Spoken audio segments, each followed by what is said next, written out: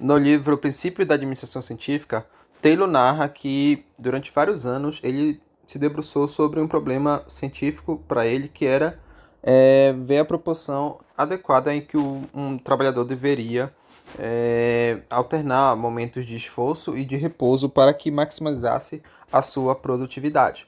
E aí, ele fala que nos dois primeiros estudos, embora ele coletasse dados, ele não chegou a uma conclusão, porque as informações ainda não eram relevantes. E aí, o que ele fez? Ele contratou um matemático, que era o maior profissional lá da época, do local onde ele estava trabalhando, e analisou os dados. Então, já tinha mais de 10 anos que tinha coletado e tinha registrado todos esses dados. Então, ele chamou o matemático para ver se chegava a alguma conclusão de qual seria o trabalhador ideal, quais seriam suas características.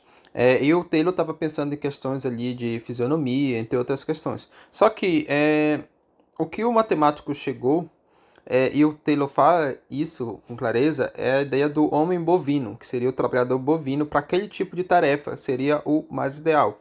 Então seria um trabalhador sem capacitação intelectual, que não sabia nem o que era porcentagem, mas era o mais eficiente, sendo que todo o cálculo de eficiência produtiva lá do Taylor, na administração científica, eram baseados em porcentagem. Então, essa ideia de que você precisa, a sociedade necessariamente precisa de pessoas mais inteligentes para se desenvolver, ela é refutada em vários livros. O primeiro livro é o lá no Democracia na América, do Tocqueville, ele fala que os Estados Unidos desenvolveu sem necessidade de, a princípio, de uma elite intelectual. Na verdade, era raro você ter alguém com formação superior nos Estados Unidos. O livro é de 1935 e as pessoas simplesmente cedo iam trabalhar e iam contribuir com a produtividade. O próprio mercado acabava alocando as pessoas mais produtivas nos setores que elas eram mais aptas.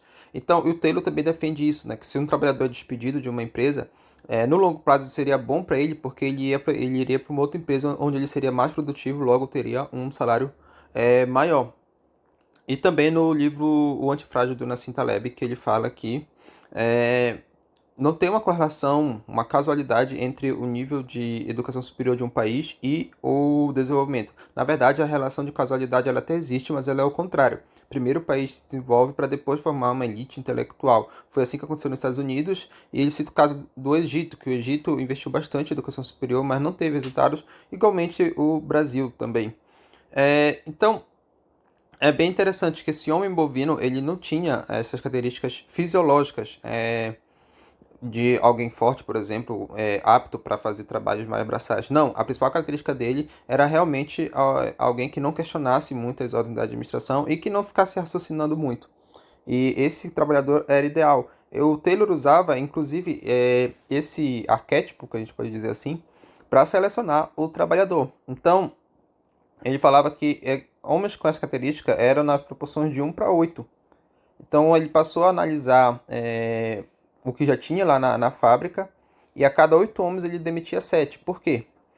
Quando ele implantou esse sistema. Porque ele ia buscar no mercado contratar novos operários com essa característica. E quando ele começou a fazer esse processo na empresa dele, a produtividade de fato aumentou consideravelmente em relação a outras empresas.